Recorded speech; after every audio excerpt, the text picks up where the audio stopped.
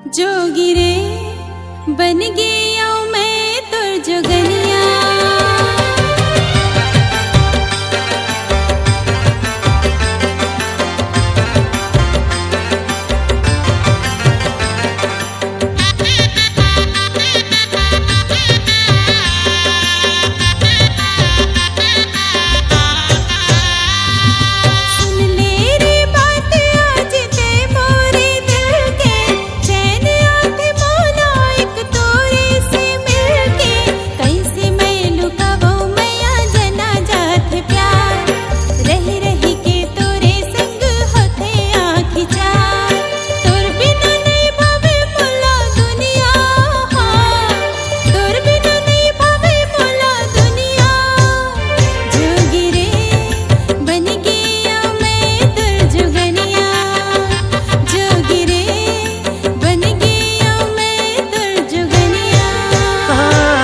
सुन ले रे बात आज है मोरे दिल के, चैन आथ मोला एक तोर से मिलके।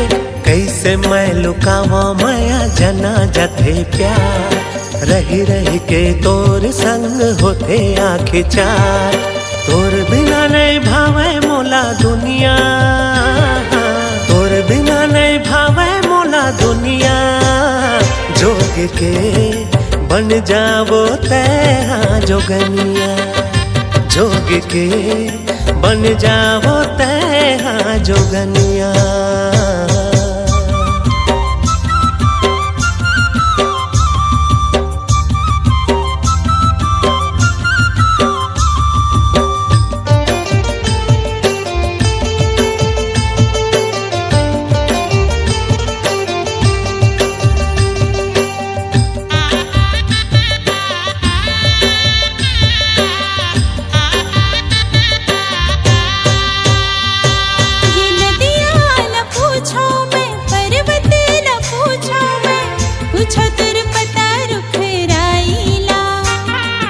देख बिना तोला कैसे रहा मैं, पूछो मैं पवन पुरवाइला।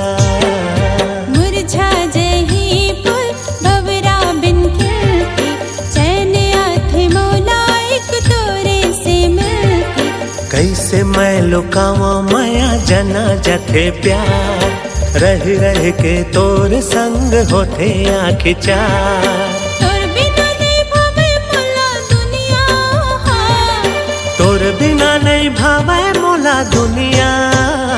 जोगी रे बन गया मैं तुर जोगनिया, जोगी रे बन गया मैं तुर जोगनिया।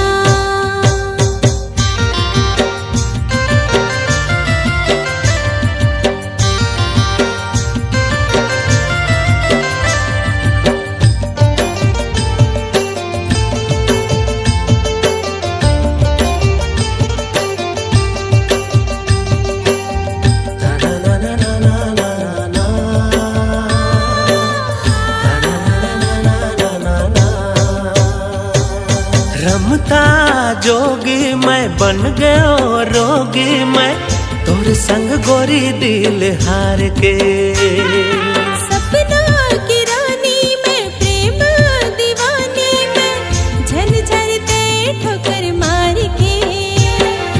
मासूम चेहरा तोर बड़ा कातिल है, भटकत राही मैं मोर मंजिल करे। याद आते फिर ओ ननपन के प्यार, मिल जाते नैना तुर मोर बार बार। प्यार बिना काहे है ये दुनिया, प्यार बिना काहे है ये दुनिया।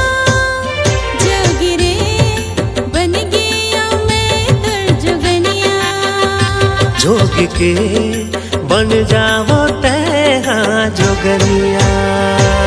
सुन ले रे बात आज ते मोरे दिल के, चैन आठ मोला एक तोर से मिलके।